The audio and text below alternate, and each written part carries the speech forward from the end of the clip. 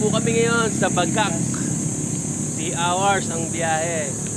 Manila to Bagak, Bataan.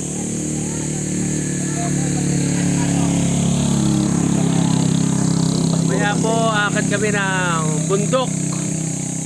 You know? Hello, sa kapatid na Mike. Mike. Kapatid na Roy. Vlogger ng Vlogger. Northeast. Huwag po kong